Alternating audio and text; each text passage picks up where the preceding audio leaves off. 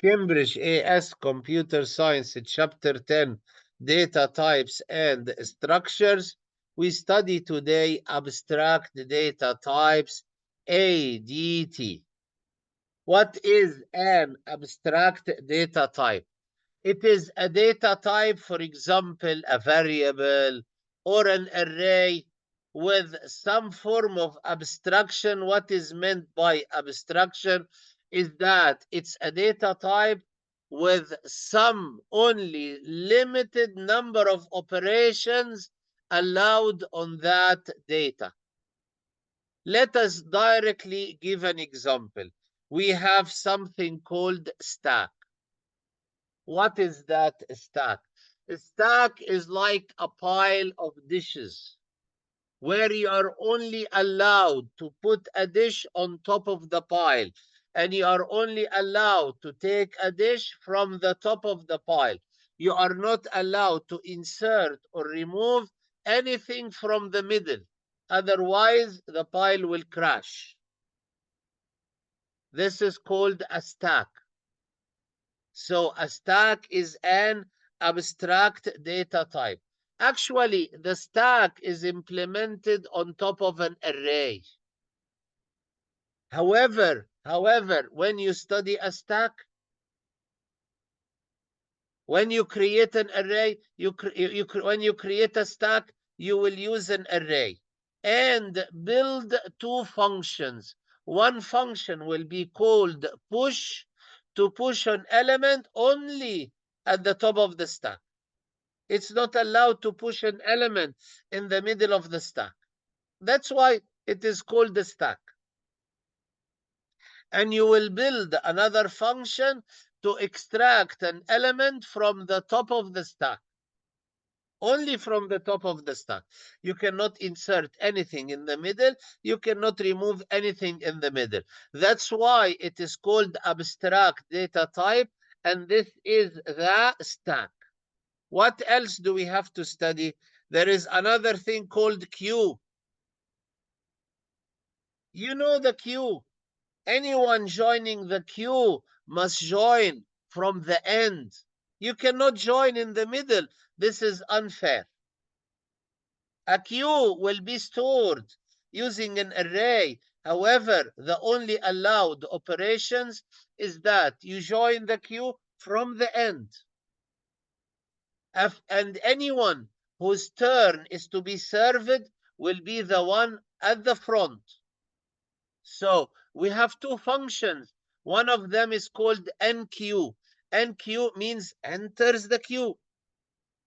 And you have to enter that data item at the end of the queue, or at the back of the queue, or at the tail of the queue. And you will also have another function called dequeue. Dequeue, somebody leaves. Okay? You need a queue when you put elements in turn waiting for the printer. And it has to be fair. New print jobs are coming at the back of the queue. Jobs are leaving from the front of the queue. That's why it is called an abstract data type. So, inshallah, we have to study the stack. We also have to study the queue. What else? There is something called linked list. What is that linked list? An item. So every element has a pointer that points to the element after. This is called a linked list. Okay, fortunately here in the AS, we only need to study these three structures. The stack is the simplest. The queue is more difficult. The linked list is a little bit complicated. However, you only need to know them using diagrams only. In the A2, you will be writing codes for the stack, you will be writing codes for the queue, you will be writing codes for the linked list. Let us now understand the basics because they are very essential. Okay, so let us go and do the chapter from the beginning. or that topic from the previous. An abstract data type, ADT, is a collection of data with associate sets of operations of data. As I told you, the stack has only two functions, push and pop. You push on top and you pop an element from the top. When we want to use an abstract data type, we need a set of basic operations. First, create the data structure. Second, find an element in the data structure. Insert a new element to the data structure. Delete an element from the data structure. Access all elements stored in the data structure in a systematic manner. Okay, we need to study three types of abstract data types here: the stack, the queue, and the linked list. Let us do the easiest, that is the stack. To make a stack, we pile items on top of each other like dishes. The item that is accessible is the one on the top. You can only remove a dish from the top. You cannot remove one from the middle. Things would crash. Okay? So you push an item on top. You remove an item from the top. That's why when you push 2 or 3 items and then take them off, they are output in the reverse order they have entered. So you put dish number 1, and then number 2, and then number 3. When you remove number 3, and then number 2, and then number 1. Actually, the stack operates as last in, first out. LIFO. LIFO, abbreviated LIFO. The stack operates as a LIFO. Last in, first out. Okay?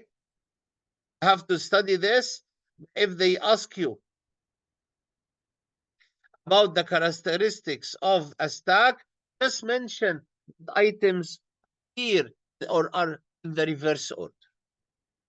Okay? Okay, let us go and draw and study them using drawings and pointers and study about their characteristics. Please study them very well if you plan to do the A2. Okay, we can represent a stack. This is a stack. This is an empty stack. A stack is implemented in computer science using an array. This is an empty stack. You have 2 pointers here. One of them is totally unnecessary. Just keep it there. You have base of the stack pointer and top of the stack pointer. The base of the stack pointer is totally useless because it always points to element number 0. This is the base of the stack. However, the top of the stack moves whenever you put items on top of the stack. For example, when you push, you have 2 functions, push and pull, or pop, push and pop. So when you push one item, it goes into location 0. You push another item, it goes on top of it into location 1. You push here the diagram on the right where A is pushed, and then B and C and D. See, the top of the stack pointer is pointing to the topmost element on the stack. Okay? We can represent a stack when we have added 4 items in this order. First, we push the A, and then the B, and then C and D. Okay? As you can see here. So the top of the stack pointer points at the last element, that will be D. The base of stack pointer will always point to the first stock of the stack. This is useless. The top of the stack pointer will point to last element pushed on the stack. So this pointer is pointing now to element number 3, and this is the D. When an element is removed from the stack, the top of the stack pointer will decrease. For example, if you want to pop, you may only pop the D. If you want to pop, you may only pop the D. And then the top of the stack pointer will go down and point to C. Okay? When an element is removed, we call this pop.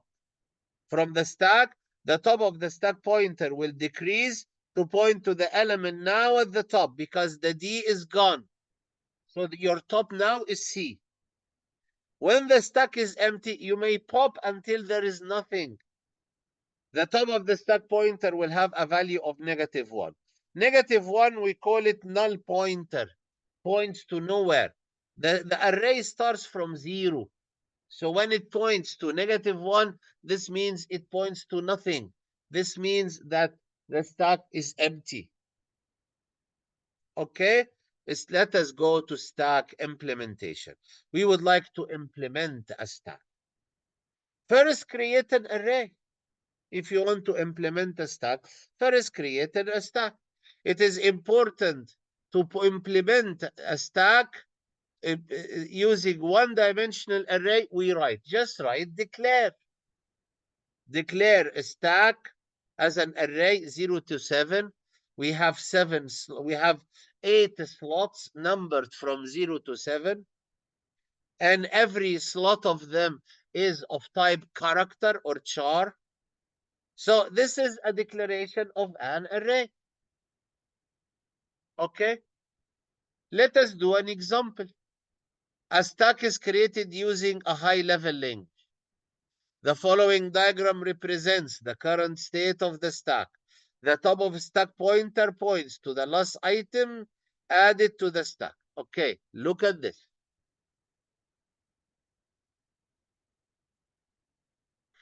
However, numbering looks very strange. 100, 100, and 105, 104 looks very strange. Okay, it's okay. That was an example from the past paper. That's why they make things a little bit strange. So you have a function called pop. Okay, when you, for example, myvar, when you execute the command, myvar takes the return from the function pop. What is pop? It removes the e and makes the pointer look at here. So instead, it will remove the e and make the pointer look at 102. Okay. So the question was asking you what will happen when you execute the command. Myvar gets the value from pop, the function pop. Okay. So what will happen? The value e is removed. The value e will be removed from the stack and assigned to the variable myvar. Okay, and the top of the stack pointer will increase to point to 102. Okay, so now D is on top of the stack. What will happen when you execute the command push? What is push? Put something on top of the stack. And you push Z, you have to specify what will be pushed. Top of the stack pointer will decrease, will go up again. However, it will point to at 101. And Z is loaded into address 101. So we did a pull and then we did a push. Reverse order. When you put data into a stack and extract data from the stack, it comes in the reverse order. Okay, so let us read this. Two programs use a stack to exchange data. Program add a string, push a string of characters onto the stack, one character at a time. Program remove stack, pops the same number of characters of the stack, one character at a time. The received string will be in reverse order, because the stack operates as a last in, first out LIFO data structure. Okay, so that was a bit about the stack. Now we want to study about the queue. The queue is little bit more complicated than the stack. The stack has only one end, and you push and pop elements at that end. And there is one pointer called top of the stack pointer, and it is very easy. The queue has more details. Why? Because the queue has two ends, front and back. Elements joining the queue must join from the back or the end. Elements leaving the queue must leave from the front, because this is fair. The queue is fair. The stack is unfair because it reverses the order. The queue keeps the order. Okay, so let us study the queue. When people form a queue, they join the queue at the end. People leave the queue from the front of the queue. The queue operates as first in, first out. The stack was last in, first out. Here it is fair, first in, first out data structure. We can represent a queue when 5 items have joined the queue in the order A, B, C, D. Let us look. The diagram on the left shows an empty queue with no elements have joined, yes. And you have 2 pointers, and they are both necessary. You have front of the queue pointer and end of the queue pointer. Okay? Initially, when the queue is empty, they both point to -1. And -1, we call it null pointer. It points to nowhere. Okay? However, when you add, so let us look on the diagram at the right. Here we have the A is added, and then the B is added. We call this NQ. So when an element joins the queue, we call this process NQ. And to remove an element, we use a process called DQ, rather than push and pop used with the stack. Okay, so when an element joins, so the front of the stack pointer now points to A, because A is the first element. If ever someone is to leave the queue, it has to be A. This is fair. Okay, so however, after A came B, and after that came C and D and E. E is the last one in the queue, so the end of queue pointer points at E. Now we have a situation that if someone is to leave, he will leave from the front of the queue pointer. A has the turn to leave first. If someone is to join, has to stand after the E, and the pointer, end of queue pointer, points to E. Okay? Okay, so you keep adding and you keep popping. Then you may run into a problem. When item at the front of the queue leave, we may need to move all the items one slot forward. This never happens. Okay? We have to do something called circular queue. I will tell you about it, but after a minute. When the question asks you what are the features of the queue, each queue element contains one data item. There is a pointer to point to the front of the queue. There is a pointer to the back of the queue. Data is added at the back end and removed from the front end. The queue works as first in, first out basis. So it is fair. The last thing is a little bit difficult. It is called circular queue. The queue may be circular.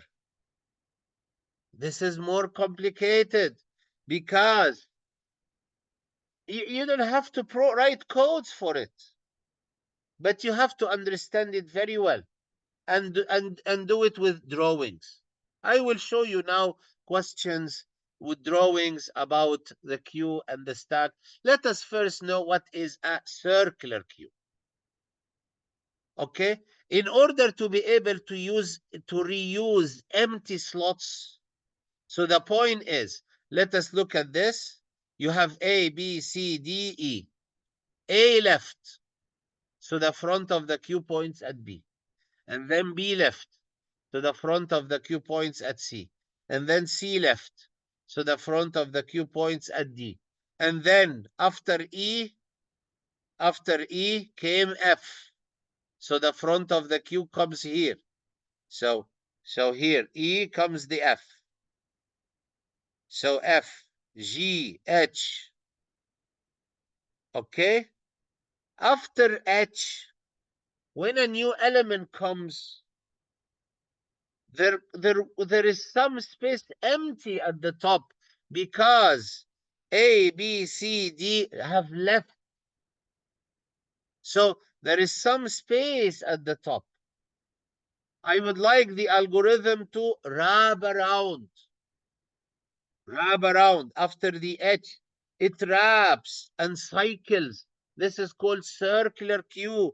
So after the 7 comes the 0 and pop something in 0. So I goes in 0. And then J goes in 1. And K goes in 2. So now people in the queue are F, G, H, I, J, K. And it circles like this. This is called circular queue. You have to understand it now by diagrams. You have to write codes for it in the A2. Okay? So this is a circular queue.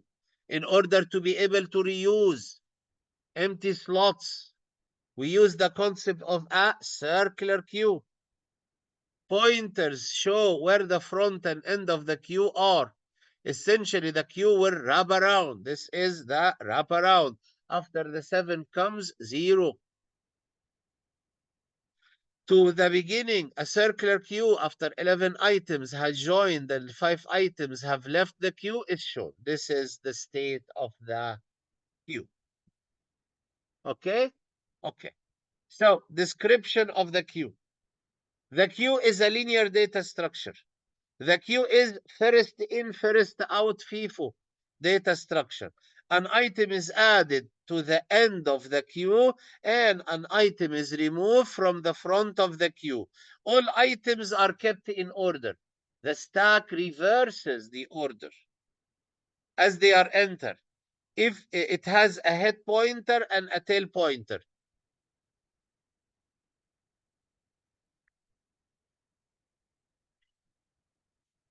A queue can be circular. When the tail pointer reaches the last position, it returns to the first.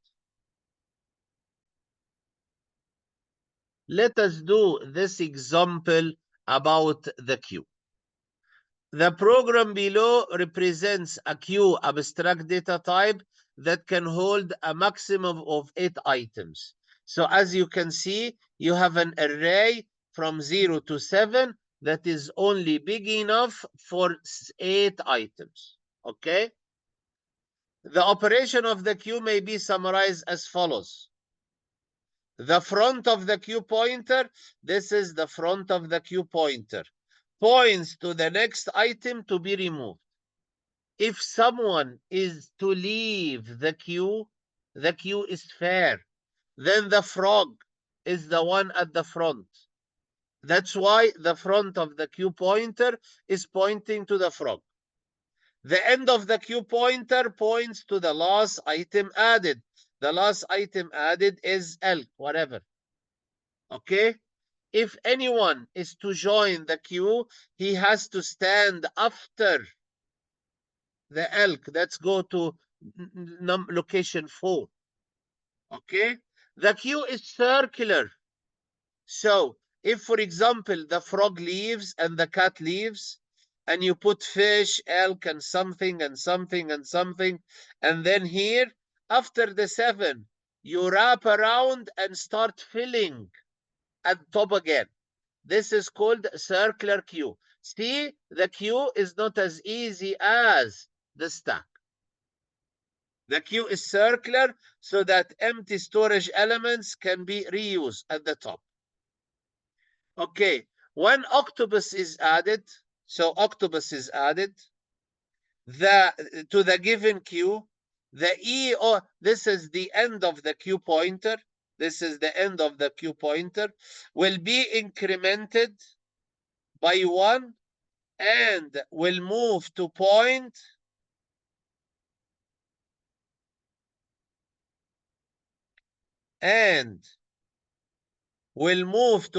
to location 4. So when octopus joins, the end of the queue pointer will be incremented to point to location 4. Data value octopus will be stored in the location pointed to by the end of the queue, that is 4. So octopus will go into location 4. Okay? When the next item in the given queue is removed, okay, the frog is to be removed, okay, and stored in the variable animal name, the frog pointed to. If anyone is to leave, it's the turn for the frog, because the frog is pointed to by the front of the queue pointer. Okay, so the value frog pointed to by the front of the queue pointer in location 0 is assigned to variable animal. So that will be assigned to variable animal. And the front of the queue will be incremented by 1 and moved to point at location 1. So this is gone, and the front of the queue now points to location 1, stored in it cat. Okay? Okay. So this is a description of what is going on with the queue. Okay? Next. The state of the queue when the front of the queue and the end of the queue points have the same value is there is only one item in the queue.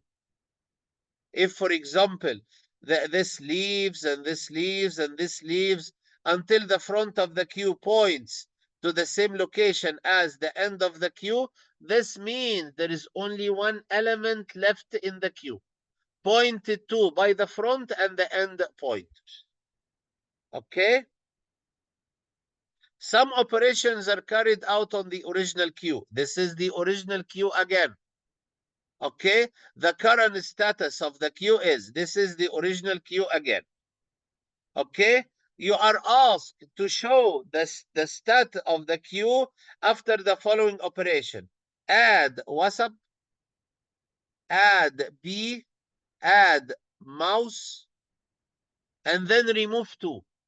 So you add WASP and it goes into here after elk. You and the front of the queue pointer goes down. The end of the queue pointer goes down. And you add B and the end of the queue pointer goes down, and you add mouse and the front end of the queue pointer goes down. So you add, the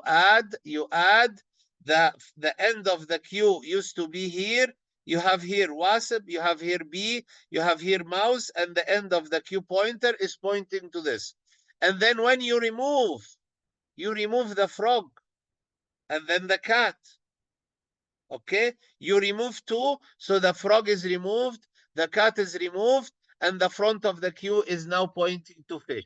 However, nothing is removed from here. They will be overwritten soon. That cat and frog are just there. They are now garbage. They are nothing. Their values are already copied and taken off. They are just not erased. Okay? Okay, so this is the status of the queue after this. The state of the queue after another operation are carried out is shown. Okay? What is here? You add on. Okay? The following diagram will show the state of the queue after the following operation. Remove one item and then add dolphin and shark. Okay? So you remove one item. This is the original state. So this is the state of the queue after some other operation is shown. This is the state. This is the state of the queue. What do you need to do? Remove one item. So the elk goes. Okay? Then add dolphin and shark. Okay. So here, mouse, after the question is confusing because these items do not exist and that aunt will be overwritten. Okay? So when you remove one item from fish, you go down to elk. Okay? And now this is the front of the queue. And when you add dolphin and shark, after mouse, you add after mouse. So dolphin overwrites ant because it doesn't exist. So dolphin goes here and then wraps around and shark goes here because mouse is the last one. After it goes here the dolphin, and after it the queue is circular and goes up again to override frog, and shark goes here. And these items are useless. Okay? Okay? The queue is implementing using a one-dimensional array. The algorithm that should be used to modify the end of the queue pointer when adding an item to the queue should detect any potential error correction. There is no counter. When you wrap around, it is very difficult to wrap because you don't have a counter to count the number of items in the queue to determine whether or not there is an empty slot in the array to add a new item. If the incremented n of the queue becomes equal to the front of the queue, the error condition is that the queue is full. Also, when implementing the end of the queue pointer, we need to arrange wraparound. Okay, these are some enhancements that need to be done to the queue. Please study this. This example is in page 251 in the classified. Go through it again. Go through it again. And okay, and also, okay, your homework is up to page 256 because next comes the linked list. This is the linked list. The linked list will be the topic for the next session, inshallah.